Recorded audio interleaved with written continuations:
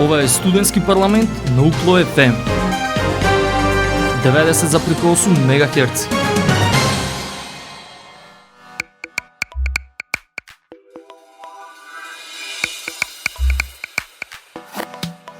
Почитувани слушатели, драги пријатели, вие сте со програмата на Универзитетското радио UKLO FM Битола, радио на Универзитетот Свети Климент Охридски Битола. Добре дојдовте во новото издание на емисијата Студентски парламент. Денеска тука за новата опрема во Центарот за ангажирање на таленти, воспоставен во рамките на Студентскиот информативен центар на UKLO како дел од проектот Nano Biotech Nexus и за еден интересен едукативен настан организиран неодамна од Факултетското студентско собрание на Ветеринарниот факултет на UKLO. Бидете заедно со нас на 90,8 да дознаете повеќе.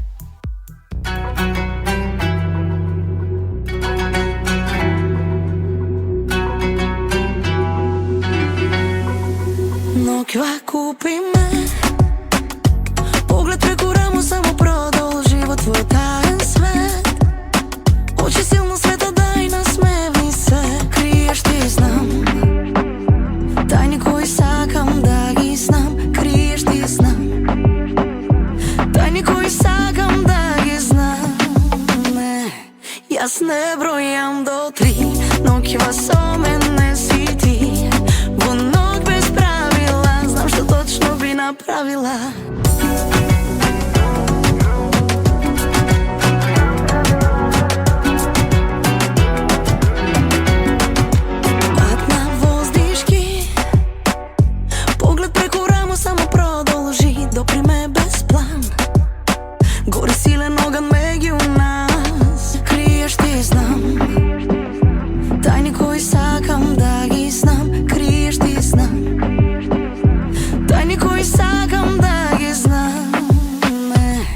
Јас не бројам до 3, но кива со мене си ти.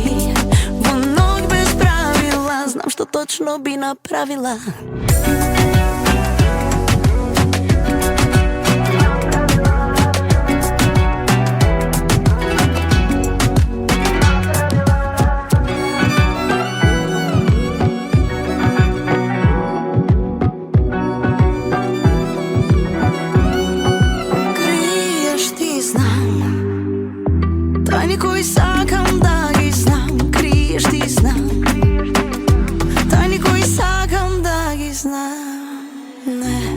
Јас не бројам до 3, но кива со мене си ти.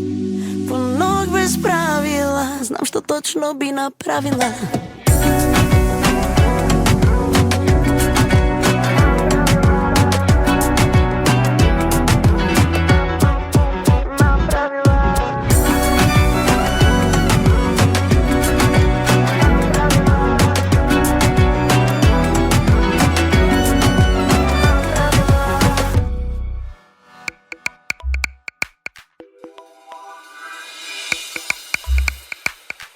Јавене во програмата на Универзитетското радио UKLO FM Битола во емисијата Студентски парламент. Започнуваме со најавените содржини. Центарот за ангажирање на таленти, воспоставен во рамките на Студентскиот информативен центар на Универзитетот Свети Климент Охридски Битола, како дел од проектот Nano Biotech Nexus, што го раководи професор доктор Андријана Боцевска, е унапреден со нова опрема која ја поддржува неговата улога како центар за иновации, соработка и развој на студентите. Минатата недела во него се поставени 2 нови високоперформансни компјутери кои служат како интерактивни мултимедијални киосци, обезбедувајќи напредни технолошки ресурси за студентите, истражувачите и учесниците во проектот. За значењето на Центарот за ангажирање на таленти и за новата опрема, разговаравме со раководителката на проектот Nano Biotech Nexus, професор доктор Андријана Боцевска од Факултетот за информатички и комуникацијски технологии во Битола и со директорката на Кредо Центарот при UKLO, професор доктор Јасмина Буневска-Талевска. Во рамки на проектот Nano Biotech Nexus, под раководство на професор доктор Андријана Боцевска, се реализира овој проект на Универзитетот Свети Климент Охридски Битола, се поставија лаптоп компјутери во Кредо Центарот во Студентскиот информативен центар, па еве разговараме со професорката Андријана Боцевска и професорката Јасмина Буневска-Талевска, директорка на Кредо Центарот. Да кажеме нешто повеќе за ова ново, би рекле, опремување на Кредо центарот во студентскиот информативен центар. Професорке Боцевска, веќе кажавме дека ова се компјутери благодарение на проектот каде што вие сте раководител, Nano Biotech Nexus, проект за кој што и во изминатата година зборував. Да, благодарам. Добар ден до сите слушатели на радиото. Центарот за ангажирање на таленти е основан во рамките на студентскиот информативен центар на универзитетот како дел од проектот Nano Biotech Nexus и моментално е дополнително зајакнат преку инсталирање на нова опрема што ја поддржува неговата улога како центар за иновации, соработка и се разбира развој на студентите. Центарот, како што и напоменавте, е опремен со два високо перформансни компјутери Legion Slim 5 16 APH8, обезбедувајќи напредни технолошки ресурси за студентите, истражувачите кои што планираат да го посетат центарот и се разбира сите понатамошни учесници во самиот проект. Она што е особено интересно е што опремата поддржува практична обука, менторски активности, развој на понатамошни проекти и други иницијативи кои што се ориентирани кон иновации. Покрај тоа, центарот вклучува самостојно дигитално информатичко решение со помош на овие компјутери кои обезбедува привлечна дигитална содржина и информации поврзани со проекти. Исто така овој систем и обезбедува на корисниците да бидат информирани за можностите за понатамошни финансирања кои што ќе престојат, настаните за мрежување, програмата за обука и се разбира други активности кои што се релевантни за иновациите и предприемништвото.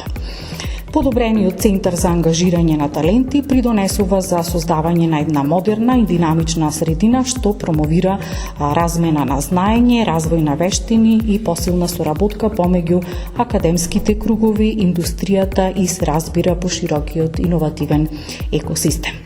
Центарот е целосно оперативен и служи како важен ресурс за спроведување на активностите на проектот Nano Biotech Nexus и за поддршка на заедницата на УКЛО. Професорке, Кредо центарот гледаме дека се повеќе заживува. Да, на огромно задоволство и на моја особена радост, бидејќи во изминатите 3 години навистина голем напор вложивме во идентификација на талентирани студенти, на поврзување на студентите со основните и со средните училишта и со талентираните и надарени ученици. Ова е исклучително важен момент, посебно што доаѓа од проект кој што го раководи професорката Андријана Коцевска како професор на нашиот универзитет и всушност го потврдува квалитетот на научно-истражувачката работа на факултетот и овозможува дополнително воспоставување на релации на универзитетот преку студентите со индустријата. Компјутерите, односно лаптопите ќе бидат на располагање на студентите, на истражувачите, како што каже и професорката Боцевска. Што значи дека студентскиот информативен центар, односно Кредо центарот би требало уште повеќе да заживее. Се надевам дека тоа ќе биде така, односно ќе ги направиме сите напори да овозможиме една плодна средина за заживување на студентскиот информативен центар и во оваа насока, бидејќи и детектиравме дека она што навистина ни недостасува е ангажирање на сите студенти, посебно на талентираните и нивно поврзување со работодавачите и всушност подигнување и возможување на нивна работливост понатаму после дипломирањето. Проектот продолжува и понатаму, професорке Боцевска? Да, проектот продолжува. Проектот трае до април 2027 година. Да напоменам дека претходно во рамките на овој проект, односно во периодот април и мај, беа спроведени обуки до студентите. Обуките ги изведуваа професори од Факултетот за информатички и комуникацијски технологии и Економскиот факултет од Прилеп. Сите курсови кои што беа креирани во рамките на оваа обука се поставени од моја страна на платформата Moodle со краток опис за секој курс кој што беше во рамките на оваа тренинг програма, да речем, или на оваа обука. Студентите кои што ги поминаа сите овие обуки ќе добијат сертификати. Исто така да напоменам дека вакви обуки следат и во наредниот период, односно во периодот од 16 до 18 октомври. Обуките е планирано да бидат организирани во Охрид. Ќе бидат исто така ќе биде креирана форма преку која што сите студенти на универзитетот ќе може да учествуваат на сите обуки и на тој дводневен престој кој што ќе се одржи во Охрид.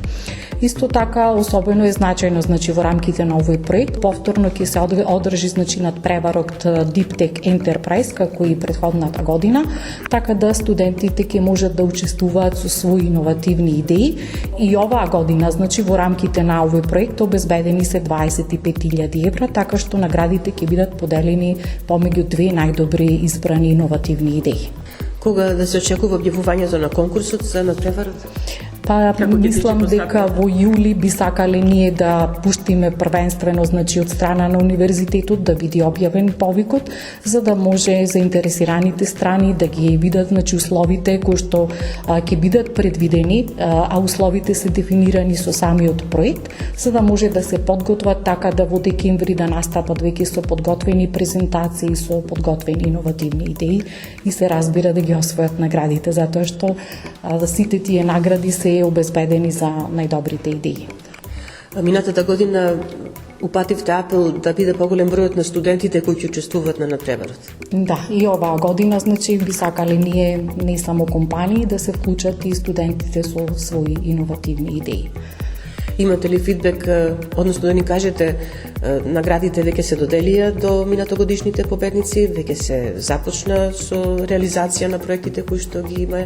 Да, веќе имам повратна информација дека сите оние кои што ги добија наградите работаат на развивање на своите иновативни идеи, дури потпишаја согласност дека до крајот на проектот, завршување на проектот, односно до 4 април 2027 веќе ќе имат остварено и одреден профит од нивните иновативни идеи. Добро, професорке, веќе слушнавме, очекуваме поголем број студенти да има и на овој надпревар, а со ова што сега тука се случува во Кредо центарот и можностите за работа и истражување, верувам дека се поголеми. Секако, компјутерите ќе бидат на располагање пред се на сите студенти на универзитетот, меѓутоа и на нивните ментори.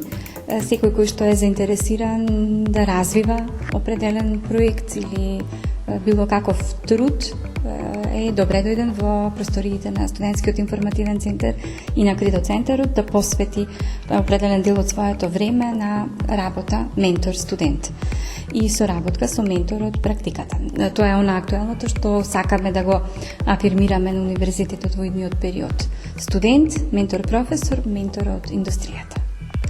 Само да напоменам дека универзитетот аплицираше и на овој повик од програмата High Education Innovation. Конкуренцијата е огромна, пријавени се 1856 кандидати и дополнително ќе излеземе со нови известувања, можеби укло повторно ќе добие уште еден грант од Европската унија. Се надеваме. Ви благодарам и на обете за разговорот.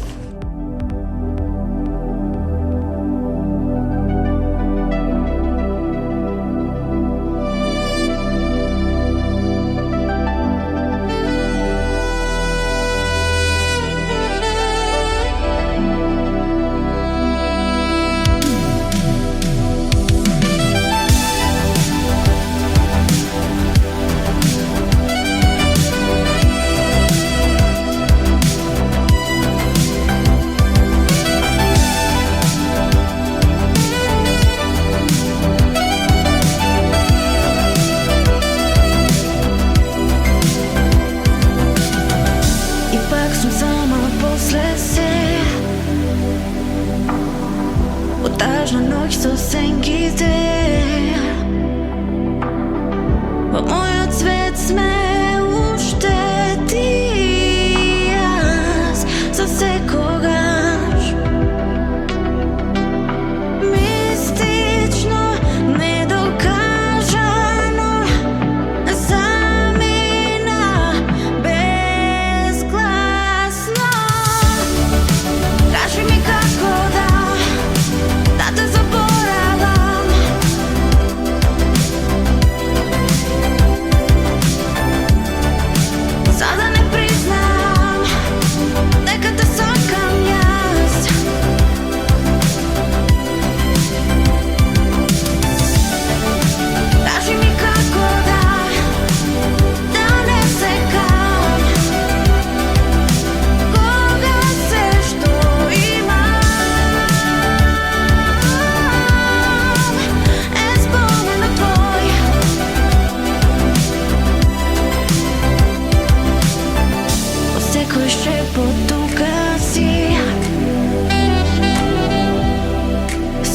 крев душа прозбори.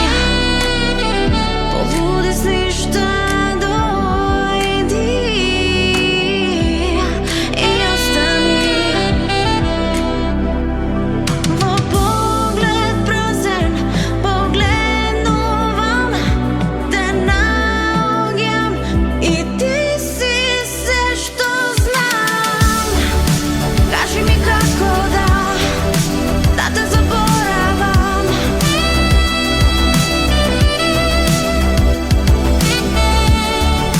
За да не признам дека те сакам јас.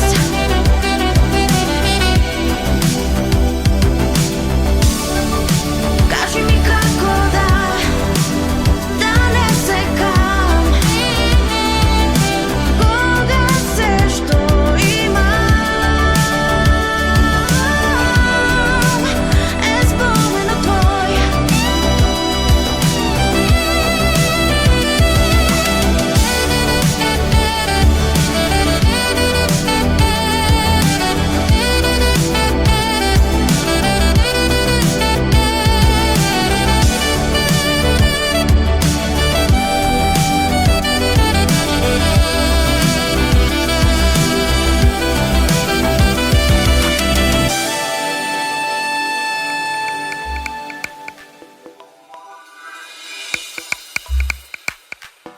А дека студентскиот информативен центар на УКЛО се повеќе станува динамична средина во која студентскиот активизам доаѓа до израз, зборува и неодамна одржаниот едукативен настан, организиран од Факултетското студентско собрание на Ветеринарниот факултет во Битола, заедно со Универзитетското студентско собрание на УКЛО, на тема рептили. Преку презентации подготвени од студентите Иван Јовановски и Божидар Чолаковиќ, присутните се запозна со влекачите со посебно внимание на змиите. На настанот за рептилите зборуваше и зооедукаторот Војо Иванов од Зоолошката градина во Скопје, а професор доктор Гордана Ристевска-Димитровска од Психолошкото советовалиште на УКЛО Колорс, инаку професорка на Високата медицинска школа во Битола, даде практични совети за справување со стравот од овие животни. Во продолжение на емисијата Студентски парламент на УКЛО ФМ Битола проследете ги разговорите што ги водевме со нив. Разговараме со Иван Јовановски, член на Факултетското студентско собрание на Ветеринарниот факултет на Универзитетот Свети Климент Охридски Битола. Иван, практично ти беше организатор на овај едукативен настан или работилница, како да го наречеме. Од каде идејата? Токму за рептили, за змиите. Токму така, јас сум организаторот на овој настан и ќе го наречеме како настан. Идејата дојде многу спонтано кога една вечер седав на социјалната мрежа на Facebook и ми излезе случајно некоја објава на социјалната мрежа Facebook, кај што еден мој познаник објавил дека се сретнал со змија, конкретно са не ми текнува на од кој вид беше. Коментарите аз за жал треба да го почитувам она не читај коментари, ама јас овој пат ги отворив и тоа беа такви громорозни коментари кај што се апелираше на убиство. Ако беа 100 коментари, 90% од нив беа токму на тоа и седнав и размислив колку всушност ние не сме запознаени со змиите како животни, колку немаме знаење за нивниот живот, за нивната предисториска култура, зошто они се битни во екосистемот, во природата, зошто постојат, која е нивната улога всушност и зошто има луѓе кои што толку премногу денески ги чуват и како миленици и што всушност навистина тоа, какво е тоа задоволство кај нив. И буквално само дојдов до идеја, го направив сейф во мозокот, седнав на кревет, го отворив таблетот, си направив цел концепт, размислував цела вечер и ете. Тоа беше некоја почетна идеја, да, тоа беше некоја почетна идеја, разговаравме со Антонио, председателот на УСС УКЛО, ја одобри идејата. Идејата потекна инаку од април месец, а еве како што можете да заприметите, тек е на 22 мај одржан. Сакав да дарам доволно време да се разработи секоја проблематика, да се најдат конкретни лица што ќе предаваат и не сакав нешто што ќе биде на брзина и само да кажам јас го направив настанот. Не сакав да биде конкретно, точно, прецизно, со точни информации и добро да биде припремено. Па вистински луѓе можеме да кажеме дека одбра. Божидар Чолаковиќ, твој колега, студент на факултетот на Ветеринарниот факултет, а тука беше и Војо Иванов, зооедукатор од Зоолошката градина во Скопје. А исто така ја поканивте и професор доктор Гордана Ристевска-Димитровска од психолошкото советовалиште на Укло Колорс, во едно нормално професор на високата медицинска школа. Таа пак зборуваше, ако овие први два зборуваа за змиите, за општо, некои општи карактеристики, како треба да се однесуваме ние со нив, како тие се однесуваат со нас. Професорката даде свое видување или инструкции на некој начин како да се справуваме со стравот од змиите, кој што најверојатно е присутен кај поголемиот дел од граѓаните, може би од незнаење. Јас овде би се сложил 100%. Кога го напишав, како што претходно напоменав, јас тој концепт, јас си го поставив самиот на себе си прашањето од каде потекнува стравот.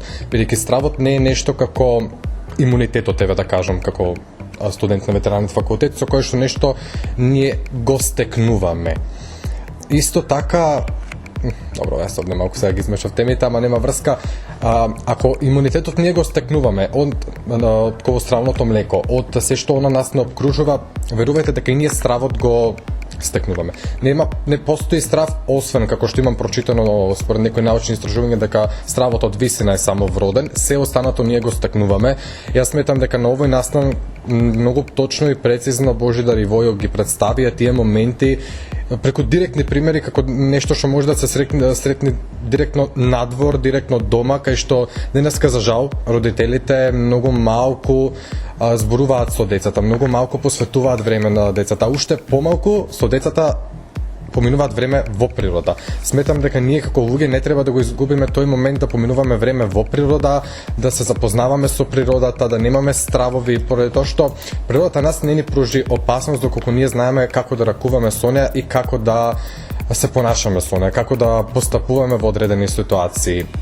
Професорката Гордана пак овде беше многу по-конкретно, прецизно и длабоко да навлези во самата тема за тој страв. Од каде доаѓа, зошто е така, како може да се постапи, кои се знаците на страв и што конкретно може еден човек да направи во една таква ситуација, односно да размисли многу повеќе пати кога ќе биде змија, поради тоа што јас во тој момент на самиот настан не успеав да кажам дека јас пред на моја средба со змија од видот смок, јас додека да прецизирам дека тоа е змија, змијата веќе самата избега од мене, не јас од неја. Твојот заклучок на крајот од настанот беше дека помина одлично. И навистина помина одлично, беше несекојдневна работилница, веќе ја наречеме работилница, едукативен настан. Беше несекојдневно и она што барем јас го забележав, многу прашања од публиката, темата беше одлично погодена.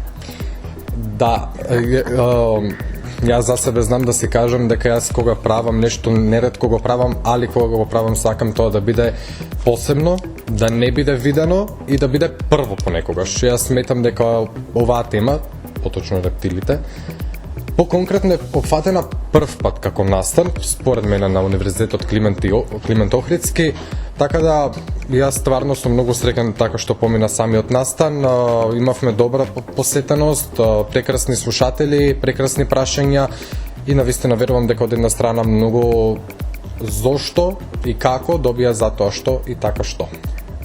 Се надам дека нема да биде и последен ваков настан организиран од вас, од тебе. Во крајен случај. Тек сме со некои нови идеи и нови планови, останете присутни.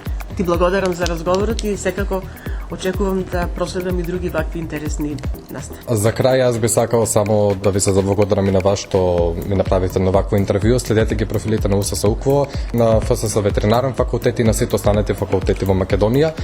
Останете овде, а ние може би се гледаме наскоро со некој нов настан. Војо Иванов, зооедукатор во Зоолошката градина во Скопје, гости на оваа едукативна работилница на тема рептили, организирана од Универзитетското студентско собрание на УКЛО заедно со ветеринарниот факултет во Битола. Многу интересен пристап со присутните, веројатно нешто што однаш што како долги години го работите, успеавте да го пренесете тука пред студентите и пред останатите присутни. Фала ви.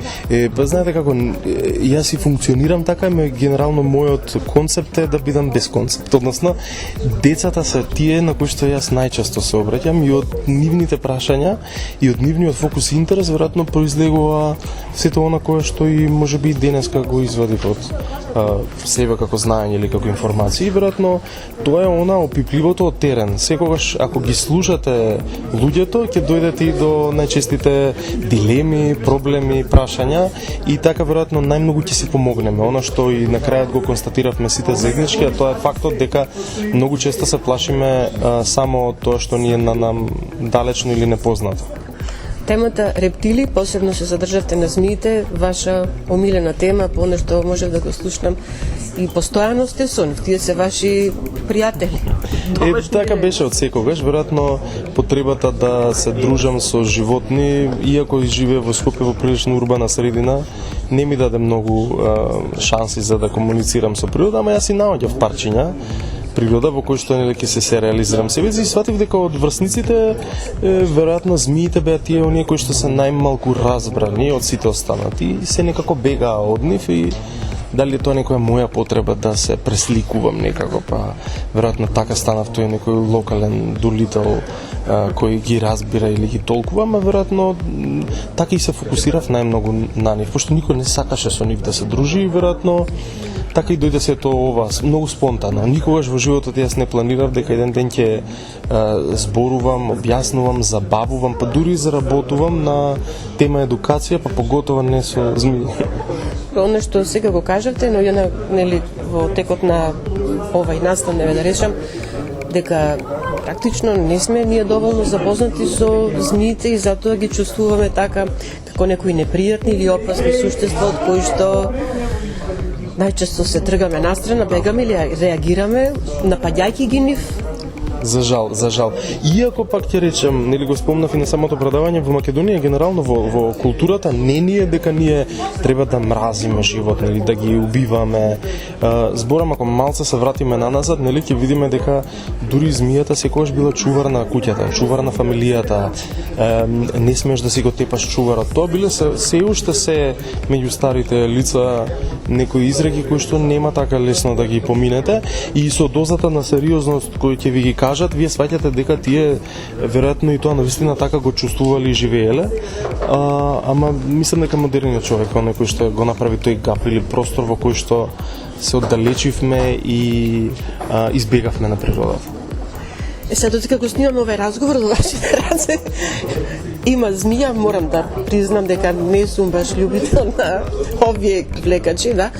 Меѓутоа, човек веројатно се навикнува и живее со нив и се обидовте и на присутните, особено на студентите од ветеринарниот факултет во Битола, да им кажете дека практично се тие оние најповиканите кои што ќе треба тие предрасуди да ги разбиваат кај луѓето, кај населението.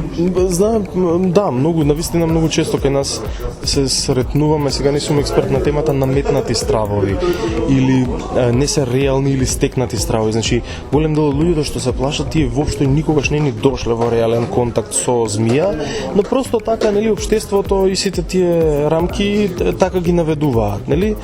Плашете се од змии, рековме, требниците се секогаш змијарници, секогаш се во негативна конотација ставени и тоа е една од причините зошто и толку има и страф и одбивност од ваквите животни, иако пак ќе речам играат многу важен дел од екосистемите и многу голем клуч во решавање на многу од проблемите кои што ни се случуваат. Па дури на основните работи, да речеме, еве ги спомнавме земјоделието, премногу ги користиме отровите или алтернативите на технологијата, а не толку природата која што реално многу повеќе може да ни помогне за една постабилна и здрава генерално нација.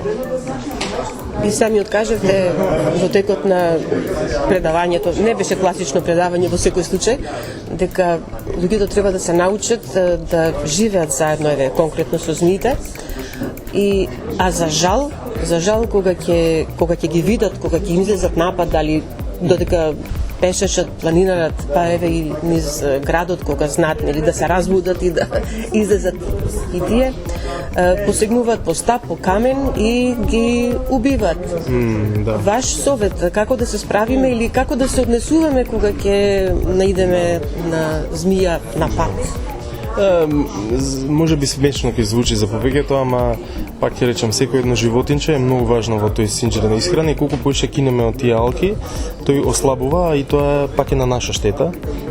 За мене, за луѓе што би се плашеле, совет би било метла. Метла секој има по дома. Ако случајно ви влезе во двор или во викендица, слободно со метла изметете го, им нема да го повредите животното, им нема да го вознемирите дополнително, а ќе го насочите, ќе го усмерите за да си го фати патот. И тоа сигурно е поуплашено од вас, бидејќи влегло во куќата каде што смрди на некои парфеми, омекшувачи и слично, кое што е тешка хемија за него, сите негови сетила ќе бидат вознемирени, така што и тој го бара патот до излазот, така што мислам дека така најлесно ќе си спомогнете, а во природа секогаш носите стап за да евентуално го поместите од патот кај што сте или тропнете со нозете. Секогаш вибрацијата ќе му даде предупредување на животното дека доаѓа злото уствари. Еве сосема за крај, затоа што се брзате, нели мораме да го привршуваме разговорот. Факт е дека во Македонија има како отровни, така и неотровни змии, секако треба да се биде предпазлив. Не секогаш можеме да ги препознаеме која е отровна или неотровна, но сепак ваш совет еве сосема за крај, што би бил во однос на ова отровни неотровни. Јас првично би рекол, секогаш кога одите во природа, почитувате ги правилата на движење во природа. Облечете добри обувки пред себе да се заштитите, долги панталони ако е возможно, па макар и тенки, затоа што ќе ве заштитат и од трња боцки, од чички и слично, но и од змии во овој случај. Гледате секогаш да не се движете нели во високи грмушки и слично, затоа што на тој начин им влегувате буквално во куќата на дел од животните и рептилите особено. Носете стапче како што реков за да ги поместите, а случајно ако дојдете во близок контакт, фотографирате ги. Денес барем со техниката можете многу лесно да дознаете и каков вид искористете и техниката за да може би ги едуцирате и најмладите, така и повеќе интерес нив ќе им садите. Ем ќе бидат на телефонот, ем ќе можат да истражуваат и да учат за нешто што го има во нашата локална природа. Колку повеќе се информираме и ги гледаме, толку повеќе ќе ги заштитуваме и сакаме. Јас верувам дека на тој начин можеме да направиме едно и поквалитетно општество, но и посвесно за природата воопшто. Ви благодарам за разговорот. Не знам колку змии имате, ви тоа гледам дека добро се грижите и уживате кога сте со нив. Драго ми, нема ништо. Божидар Чолаковиќ, студент на ветеринарниот факултет на Универзитетот Свети Климент Охридски Битола, практично беше еден од заедно со Војо од лицата кои што зборуваше за змиите. Божидар, можев да забележам дека имаш одлични познавања, веројатно змиите се твоја пасија. Да, јас уште од најмала возраст имав љубов кон животните, а љубовта кон змиите ја стекнав од и неќе да имам страф од непознатото. А во денешно време најлошо репрезентирани животни се змиите. И затоа сакам со овој настан да доведам луѓето да научат дека тие не се опасни животни и да ги третираат како секој останато животно. Огромен број податоци кои што барем за мене не беа познати ги сподели со твоите колеги и со останатите присутни. Рече дека од мал веќе ти се љубов змиите. Како се информираш за нив? Се она што наоѓаш на интернет, наоѓаш се како новина? Ова зборувам затоа што нови работи слушнавме од те. Во денешно време има многу начини за учење, еден е интернетот. Денеска се може да се научи преку него. Само битна е жалбата за учење. Јас во глобала учам и од пракса тоа што чувам и од интернет тоа што ме интересира. Колку змии чуваш? Во моментот чувам 3 змии. Сите се неотровни, сите се безбедни и се чуваат во домашни услови.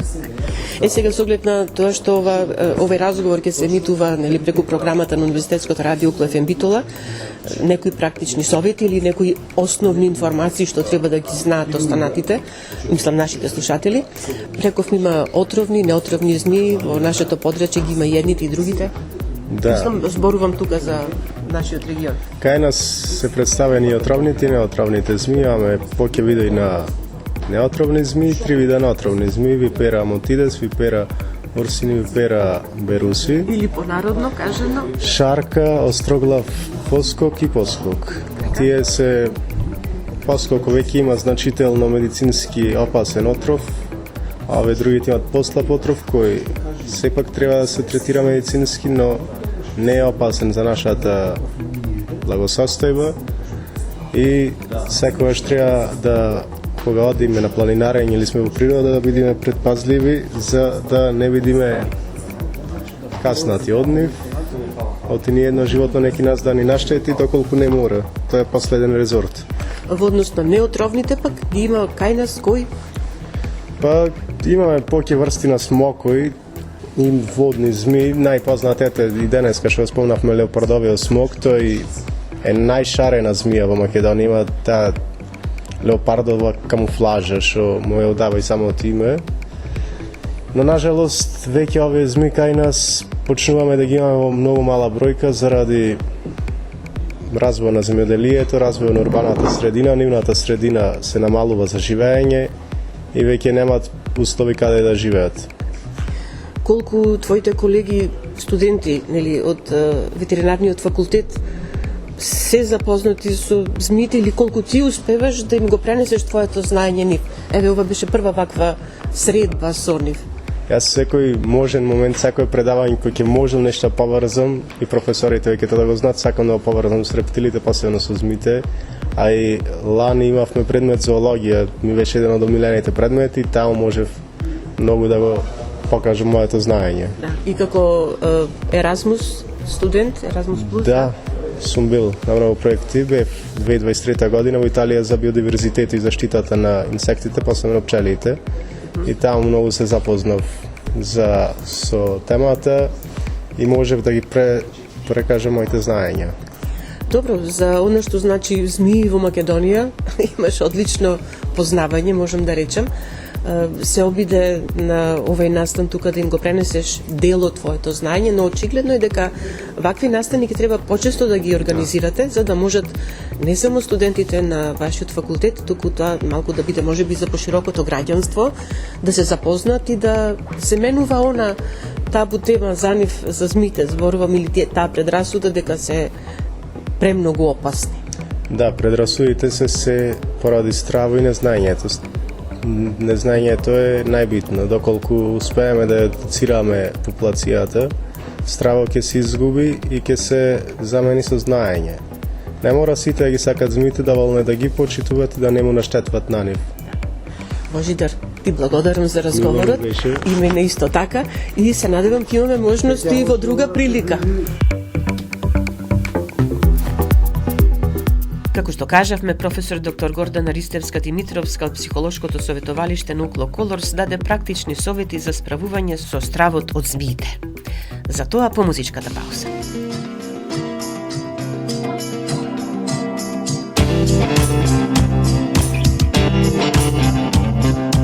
Ники мој, хајде не ме нервирај. Кај сум била, зошто сум била, не проблем твој. Ники мој, ајде не ми додевај. Каде одам, со кого одам, не твој Ники мој. Тоа ти е така, Ники мој. Љубовта е мака, Ники мој. Хајде да се лажеме, ништо да не кажеме. Лажи Ники, Ники, Ники, Ники, лажи, лажи Ники мој. Тоа ти е така, Ники мој. Љубовта е мака, Ники мој. Хајде да се љубиме, зошто време губиме. Љуби Ники, Ники, Ники, Ники, љуби, љуби Ники мој. Ра-та-тајра, ра-па-ра-па-ра, ра-па-па-ра, ра-та-ра-тајра, рам-пам-парам-пам-пам-пам-пам-пам. Ники мој, хајде не ме нервирај. Кај сум била, зошто сум била, не проблем твој. Ники мој, ајде не ми додевај. Каде одам, со кого одам, не твој Ники мој. Тоа ти е така, Ники мој. Љубовта е мака, Ники мој. Хајде да се лажеме, ништо да не кажеме. Лажи Ники, Ники, Ники, Ники, лажи, лажи Ники мој. Тоа ти е така, Ники мој. Љубовта е мака, Ники мој.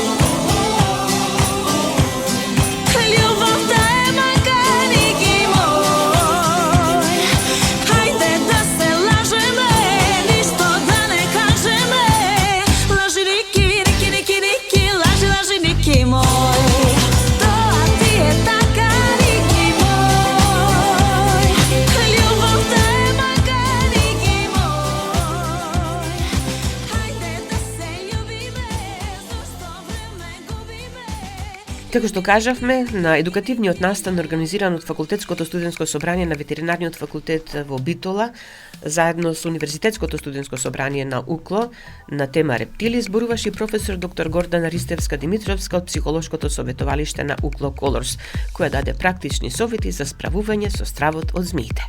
Еве што кажа таа.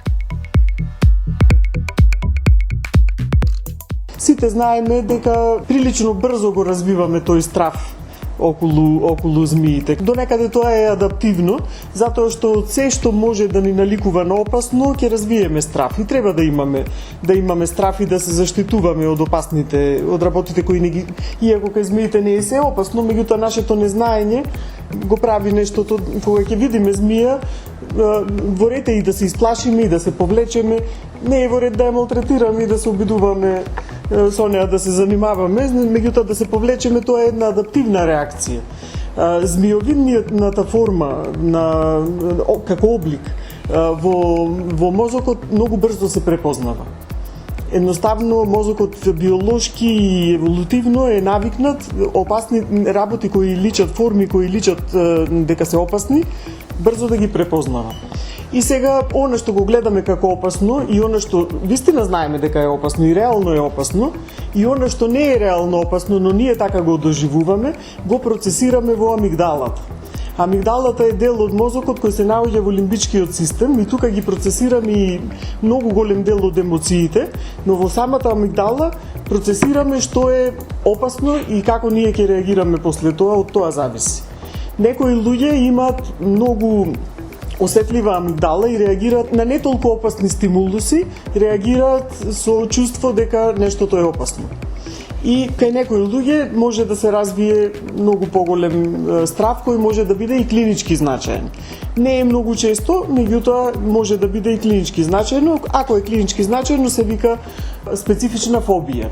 И да, има луѓе, јас во моето искуство не сум видела досега клинички значаено страв од змии. Значи, што значи нешто да е клинички значаено, нешто значи да се плашиш е окей, ама да е фобија е друго. Ако се плашиш е страв кој понекогаш кога ќе се појави, например, еве, тука е змијата, сега јас например малку лично имам страв.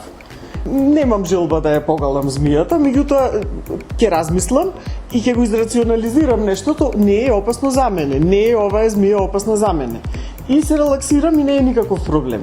Човек кој има сериозен страв, многу изразен страв, кој е на ниво на фобија, во моментот кога ќе го види, дури и да помисли некогаш и слика да види и да помисли само на определена ситуација, например во контакт со змија, ќе почнат многу вегетативни симптоми.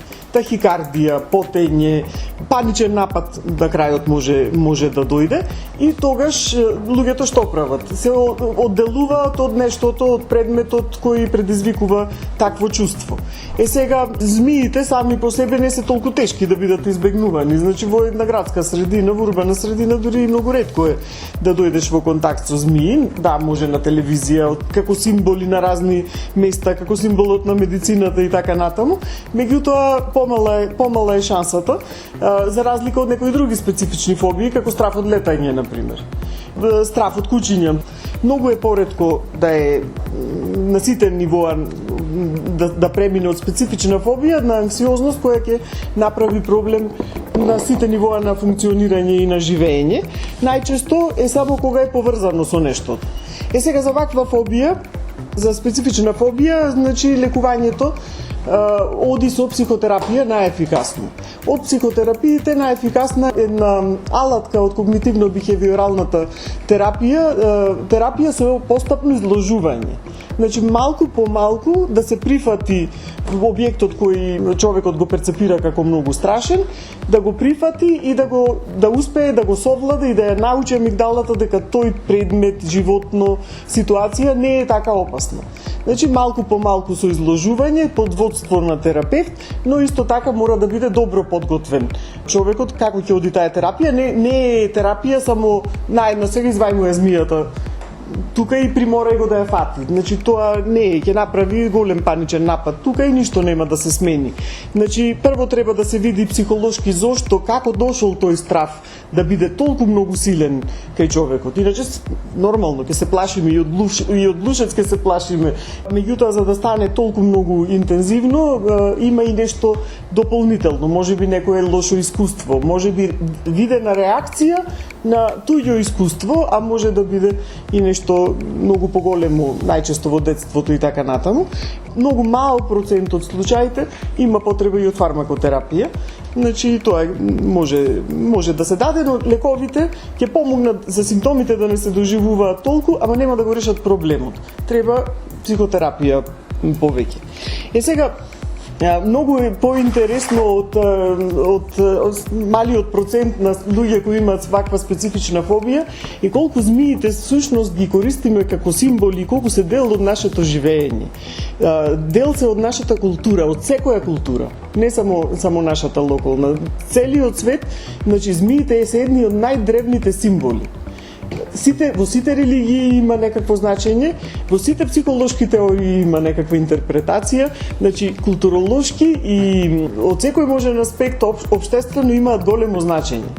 И тоа е интересно, да, многу животни се така символични, има символика, многу животни имаат символика, меѓутоа змиите се од древно време до сега ни една култура не ги избегнала. Доктор Ристевска Димитровска зборуваше и за значењето на змијата во религиите, како на неа гледаат луѓето во разните култури и за низиното значење во психолошките теории.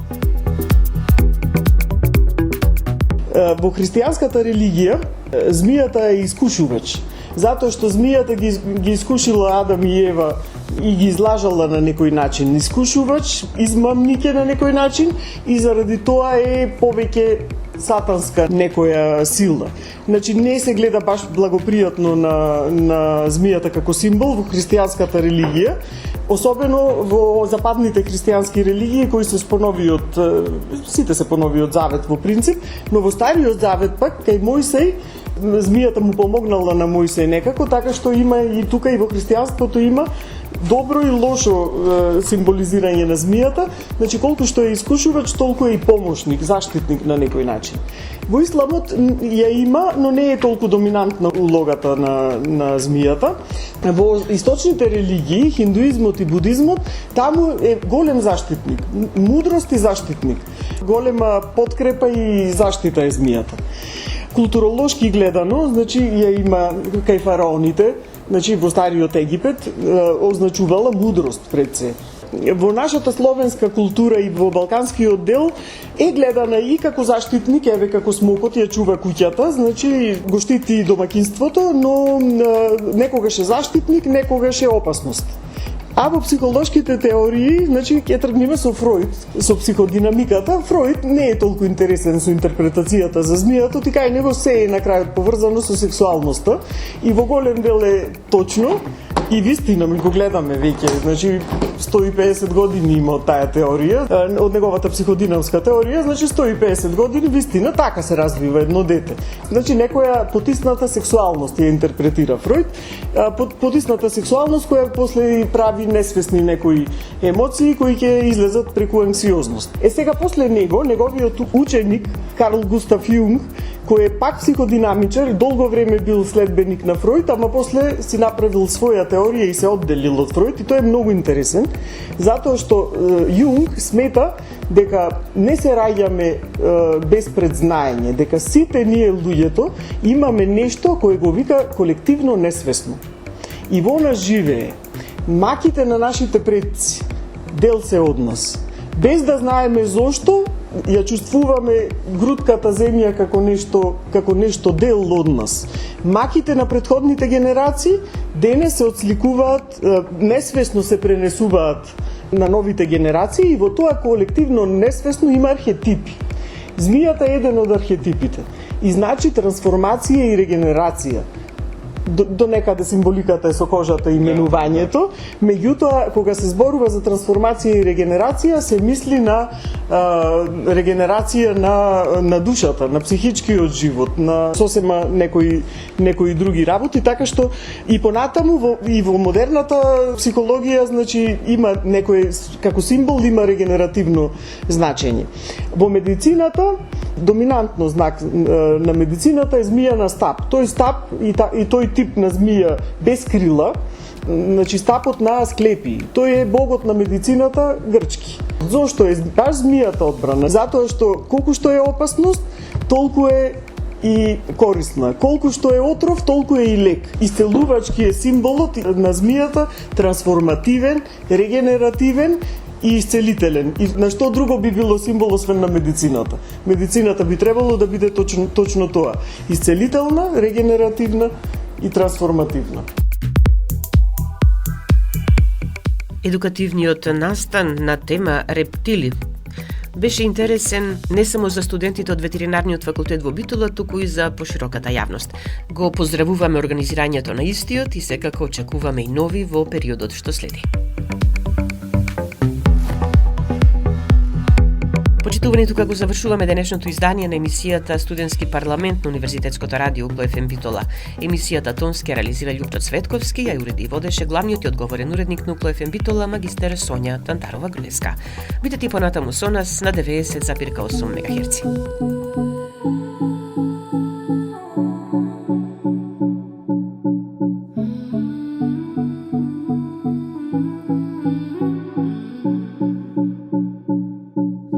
Градот спие будно гледам нашите места тажни се, воздух снемувам да чувам како тајна скриена.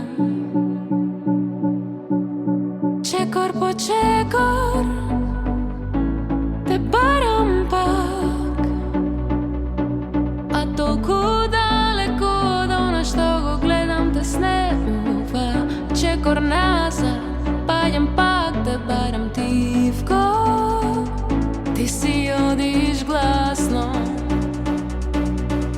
Во моите сништа сме пак ти и јас.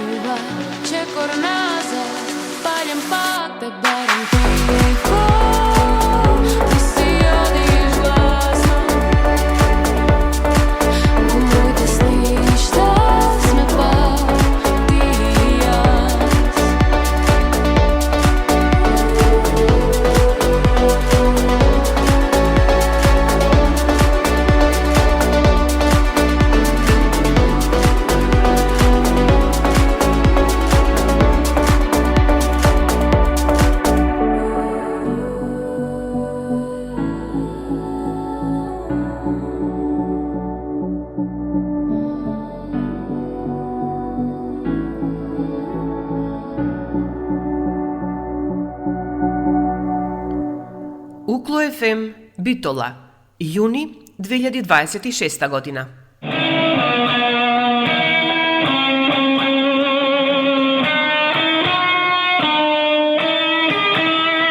Укло ФМ 90,8.